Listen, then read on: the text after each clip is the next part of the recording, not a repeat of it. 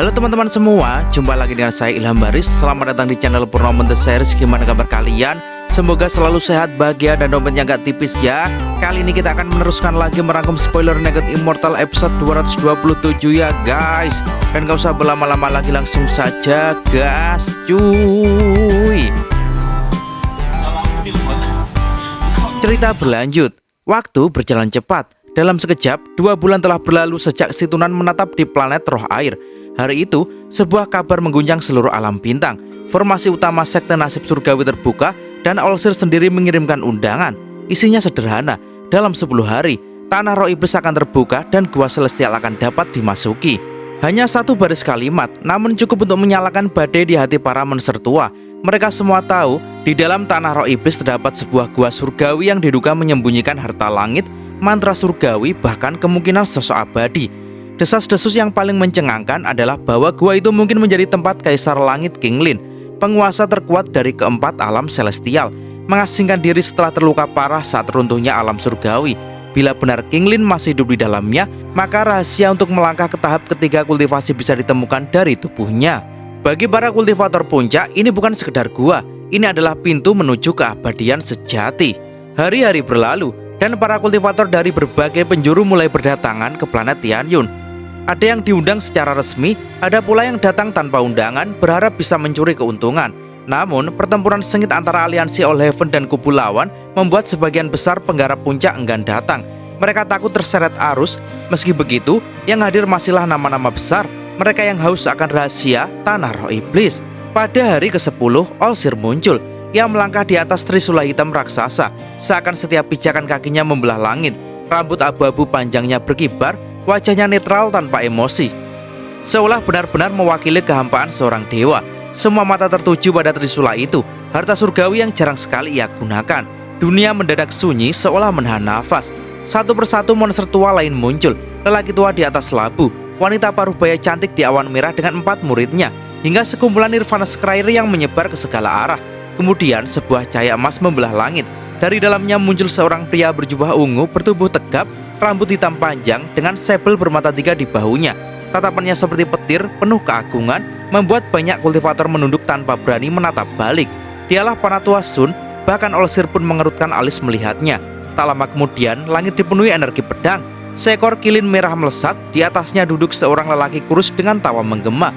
Ling Tianhao, sang pedang suci. Para legenda tua satu persatu turun ke laut roh setan timur, di mana pusaran raksasa, gerbang menuju tanah roh iblis berputar dengan tenang menunggu dibuka.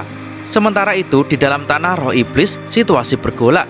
9 negara iblis yang terpecah kini diguncang oleh kebangkitan sebuah kekuatan baru, suku pemurnian jiwa.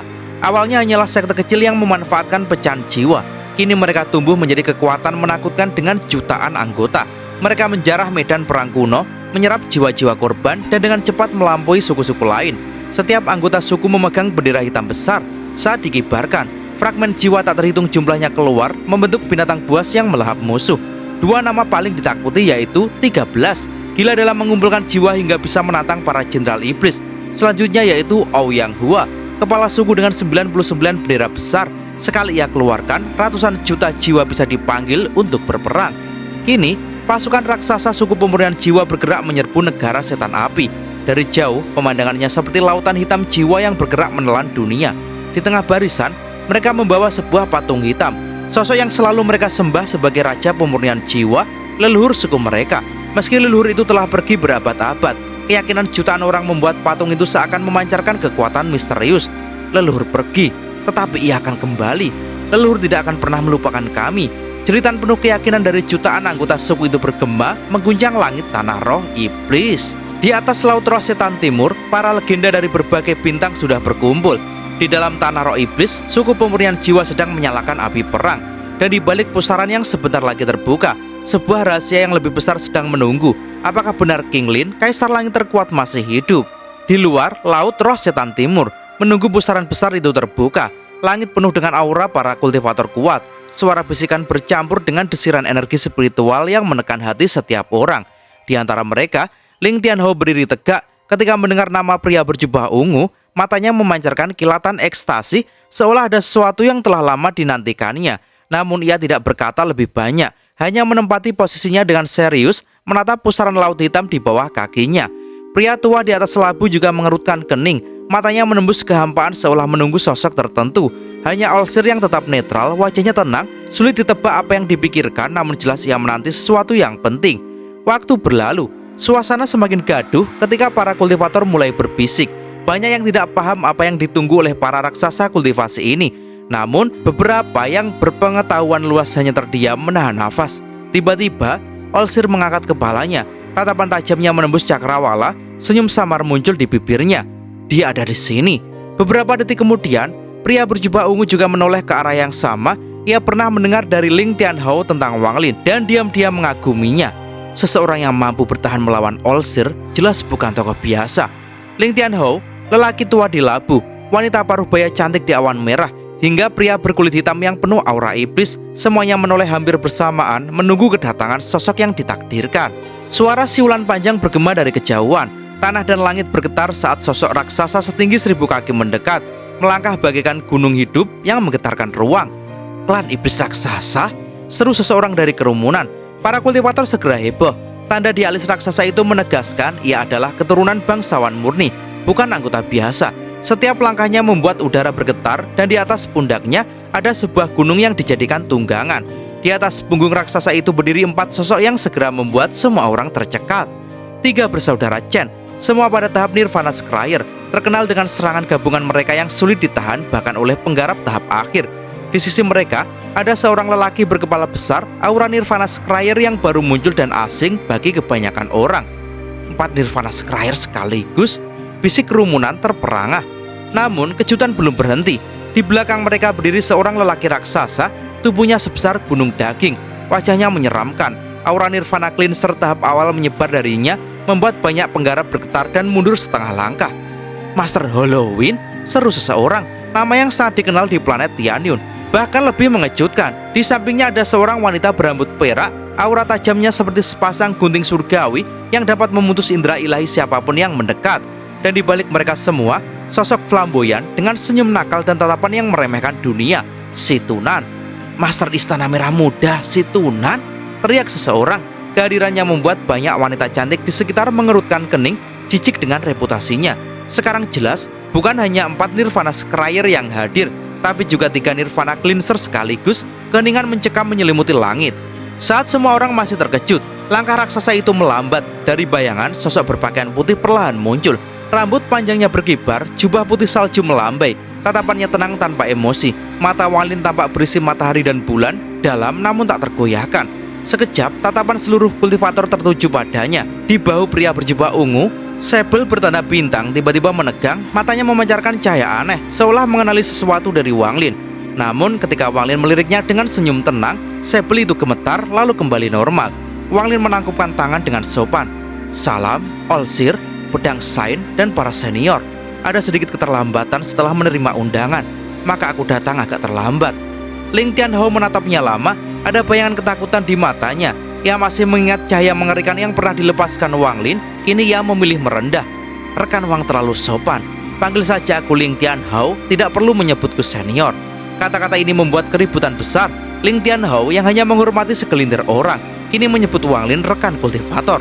Olsir hanya mengangguk, wajahnya tetap netral, seolah tak ada apapun yang pernah terjadi di antara mereka. Ketika semua tokoh besar sudah hadir, Olsir melambaikan lengan bajunya. Cahaya 7 warna berputar, membentuk sebuah token kecil yang bersinar menyilaukan. Token itu melesat masuk ke dalam pusaran laut roh iblis timur. Dalam sekejap, pusaran itu meluas, berubah menjadi lubang hitam yang memancarkan aura kuno dari tanah roh iblis. 4 gua surgawi sudah dibuka, kini giliran gua kelima. Suara Olsir bergema penuh makna.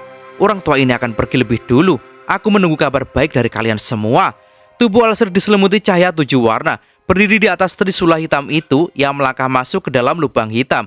Tatapan Wang Lin mengikuti trisula itu. Di matanya ada kilatan tajam. Aura familiar dari trisula membuatnya yakin itu adalah harta yang pernah disempurnakan oleh Tusi.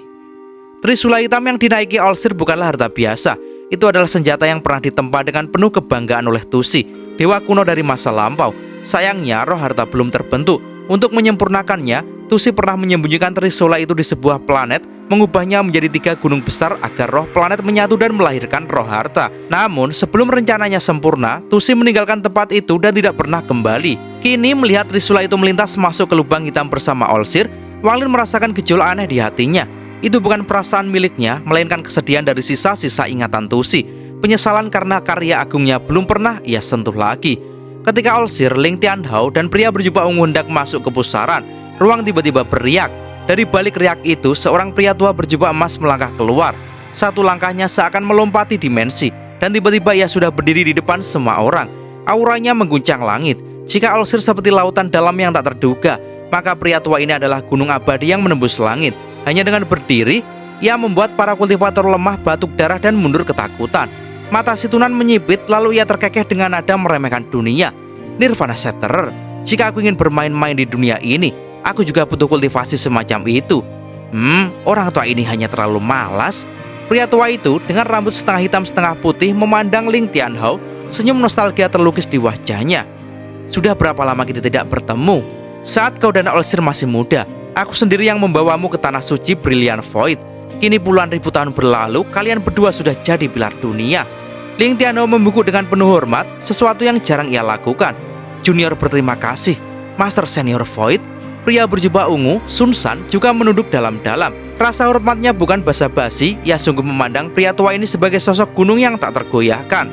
Pria tua itu dikenal sebagai Grand Elder dari Brilliant Void, menoleh, suaranya bergema berat. Aku mendengar banyak tentang tanah roh iblis, tapi belum pernah masuk. Mari kita lihat sendiri rahasia di dalamnya. Dengan tenang ia melangkah masuk ke pusaran, disusul Ling Tianhao, Sun San, dan para raksasa kultivasi lainnya. Wang Lin menatap pusaran itu dengan mata menyala. Setelah menghela napas dalam, ia melangkah maju bersama si Tunan, Master Halloween, wanita perak, 3 saudara Chen, dan kepala besar. Sosok Leji yang raksasa mengecil menjadi ukuran manusia lalu mengikuti. Pria tua di atas labu, pria berkulit hitam yang penuh aura ganas, hingga wanita parubaya cantik dengan 4 muridnya juga masuk bergantian. Namun, begitu rombongan terakhir melewati pusaran, lubang hitam itu mengecil dan menutup. Banyak kultivator yang terlambat berusaha memaksa masuk, namun tubuh mereka hancur ditelan pusaran yang runtuh, jeritan sengsara menggema. Laut roh setan timur kembali sunyi, seolah tak pernah ada badai. Di dalam tanah roh iblis, dunia terbentang seperti neraka. Matahari merah membakar langit, panas menyengat disertai bau busuk mayat memenuhi udara. Di bawahnya, negara setan api telah menjadi medan perang penuh bangkai. Di sini, suku pemurnian jiwa sedang mengguncang dunia, dipimpin oleh Ouyang Hua dengan bendera hitam raksasanya, serta 13 jiwa gila yang haus fragmen. Mereka mengepung ibu kota negara setan api. Jutaan anggota suku berdiri di langit, masing-masing memegang bendera jiwa. Dari dalamnya, ratapan jiwa-jiwa tersiksa keluar membentuk kabut hitam yang menutup bumi. Suara jeritan itu mengguncang pikiran para prajurit di dalam kota, membuat sebagian pingsan dan berdarah. Di barisan depan, sebuah patung hitam diusung dengan penuh hormat. Itu adalah patung leluhur suku pemurnian jiwa, Raja Jiwa Pemurnian. Selama ratusan tahun, jutaan orang menyembahnya dan kini patung itu tampak memancarkan kekuatan gaib. Ouyang Hua berdiri di angkasa, matanya tajam, suaranya bergema seperti angin dingin. Setan jenderal kayu yang menawan, kala jengking emas, apakah kalian mau menyerah? Jutaan suku menjawab serempak, raungan mereka mengguncang bumi. Apakah kalian mau menyerah? Getarannya begitu dahsyat, bahkan guntur pun tak mampu menandingi. Dari dalam tembok ibu kota, seorang pria berbaju besi berbentuk kalajengking muncul. Matanya merah, penuh kebencian. Ia meraung, bahkan jika aku mati, aku akan menghancurkan patung busuk itu. Dengan kecepatan kilat, ia menerjang patung leluhur. Namun sosok berjubah hitam muncul. Wajahnya dingin dan anehnya, temperamennya 60-70% mirip Wang Lin. Dialah 13. Tubuhnya dipenuhi fragmen jiwa. Sekali pukulannya dilepaskan, badai jiwa meledak dan menghantam pria berzirah kalajengking. Dalam sekejap, tubuhnya hancur, darah menyembur dan ia jatuh tak bernyawa. 13? Seru para prajurit dalam kota, ngeri. Ouyang Hua tertawa keras dengan jari menunjuk ke kota. Ia mengeluarkan perintah dingin, padamkan jiwa. Dalam sekejap, jutaan anggota suku mengibarkan bendera jiwa mereka. Kabut hitam menelan seluruh ibu kota. Teriakan, ratapan, dan suara jiwa-jiwa yang dicabut dari tubuh bergema di seluruh negeri. Seorang wanita berbaju zirah biru di atas tembok ibu kota menatap langit dengan mata kosong. Menyerah, segalanya sudah berakhir. Dalam hari itu juga, negara setan api runtuh. Patung iblis kuno yang dulu berdiri di ibu kota kini diganti dengan patung hitam leluhur suku pemurnian jiwa. Suku pemurnian jiwa resmi menjadi salah satu dari 9 kekuatan besar di tanah roh iblis. Namun, saat kemenangan dirayakan, tubuh 13 bergetar. Ekspresinya yang biasanya dingin mendadak runtuh. Ia menengadah ke langit dengan mata berkaca-kaca. Leluhur telah kembali. Suara itu bergema, penuh kegembiraan yang tak pernah ia rasakan selama ratusan tahun. Di tengah kabut jiwa yang menelan ibu kota, takdir baru telah tiba. Langit di atas tanah roh iblis tiba-tiba berubah. Lapisan demi lapisan pusaran raksasa muncul, seolah hendak membelah langit. Pusaran itu berputar seperti badai surgawi yang hendak turun menghancurkan dunia. Ketakutan menyelimuti setiap makhluk di tanah itu. Dari manusia hingga iblis, semuanya mendongak, mata mereka dipenuhi kengerian. Pusaran itu membentang luas, hampir menutupi seluruh benteng langit. Di sebuah jurang lembab di negeri iblis kayu, kabut tipis pagi masih tersisa di udara. Di dasar jurang ada genangan air jernih, setenang cermin tanpa riak. Namun, saat pusaran di langit muncul, riakan pertama pecah di permukaan air itu. Dari tengah riak perlahan-lahan muncul sebuah wajah. Itu adalah wajah iblis, terlalu tampan untuk manusia, namun matanya memancarkan cahaya gelap yang menusuk hati. Senyum iblis merekah di wajah itu, dingin dan penuh kesabaran berabad-abad. Akhirnya, kalian datang. Aku sudah menunggu hari ini terlalu lama. Di sisi lain, tanah roh iblis terbentang padang rumput hijau dengan bunga-bunga liar. Aromanya lembut, menenangkan siapapun yang menyerupnya. Bahkan jiwa-jiwa gelisah dari tanah roh iblis pun akan merasa damai di sini. Namun justru di tempat ini, bendera jiwa suku pemurnian jiwa kehilangan kekuatan. Fragmen jiwa enggan muncul, seolah-olah ada sesuatu yang melarang mereka. Bila dipaksa keluar, fragmen itu segera menghilang. Suku pemurnian jiwa pun menyerah, meninggalkan pedang ini. Tapi bagi seorang ahli pembatasan, pedang ini bukan tempat biasa. Seluruh tanah dipenuhi formasi pembatas kuno. Jumlahnya tak terhitung, jika diaktifkan sekaligus mereka bisa menghancurkan dunia. Di bawah padang rumput ini tersembunyi formasi transfer kuno dari alam surgawi. Dari sinilah orang bisa masuk ke salah satu gubuk celestial kelima. Gubuk yang misterius, belum pernah disentuh siapapun sejak jatuhnya alam surgawi. Di dalam gua itu, energi spiritual surgawi melimpah, namun suasananya dingin dan sepi. Bangunan zigzag berupa paviliun berdiri sunyi seakan menanti ribuan tahun. Di puncak pagoda, duduk seorang pria tampan dengan aura surgawi. Ia memegang gulungan bambu, sementara di meja sampingnya, secangkir teh mengepulkan uap yang membentuk bunga sebelum lenyap. Tatapannya tenang namun penuh kebesaran. Dialah Wang Wei. Seorang wanita cantik ramping masuk perlahan. Wajah oval, mata indah, gaun biru muda dengan bordiran putih. Penampilannya lemah namun justru membuat pesonanya kian dalam. Dia adalah Hu Juan. Keduanya duduk berdampingan, tersenyum lembut satu sama lain. Gua yang biasanya dingin kini terasa hangat, dipenuhi keintiman pasangan kultivasi. Wang Wei menatap ke kejauhan, menembus kekosongan. Mereka datang. Hu Juan tersenyum lembut. Kita sudah merencanakan begitu lama. Selama kita berhati-hati, tidak akan ada kecelakaan. Mereka sudah menunggu hari ini berabad-abad lamanya. Wang Wei meletakkan gulungan bambu lalu berkata dengan nada berat, roh pedang itu telah mencapai lapisan ke-8 metode roh abadi. Segera ia akan memasuki lapisan ke-9. Tapi aku masih bingung, jika King Shuang benar-benar mati, bagaimana mungkin pedang hujan surgawi bisa direformasi menjadi roh pedang? Dia menolak bicara dan aku tak ingin melukai perasaannya. Hu Juan menunduk pelan. Mungkin adik King Shuang masih hidup. Suasana gua kembali hening, namun hawa misteri semakin pekat. Di sisi lain, tanah roh iblis, tepat di bawah istana pusat negara setan angin, terbentang gua-gua besar bagai sarang lebah. Dari seluruh negeri, aura kematian mengalir melalui terowongan, berkumpul ke sebuah gua utama selebar 10.000 kaki. Di tengahnya, sebuah pilar menjulang tinggi. Di atasnya duduk seorang wanita. Namun, wajah wanita ini penuh bekas luka mengerikan. Luka-luka itu menutup, namun darah terus merembes, membuatnya tampak seperti ribuan lipan merayap di wajah dan tubuhnya. Tubuhnya dipenuhi aura kematian. Setiap kali aura itu meresap ke dalam lukanya, rasa sakit luar biasa mengguncang tubuhnya. Namun ia menggertakkan gigi menahan derita. Wanita itu menatap ke langit, matanya merah penuh kebencian. Wang Lin, semua rasa sakit ini aku tanggung karena dirimu. Aku akan membalas dendam ayahku, sekalipun harus mengorbankan wajah dan jiwaku sendiri. Dia adalah Yao Sisue, dulu seorang wanita cantik penuh keanggunan. Kini ia telah menyerahkan tubuh dan jiwanya demi kekuatan. Warisan iblis angin memberinya janji. Aku bisa memberimu kekuatan untuk balas dendam, tapi sebagai gantinya, jiwamu akan dihapus dan tubuhmu menjadi wadahku.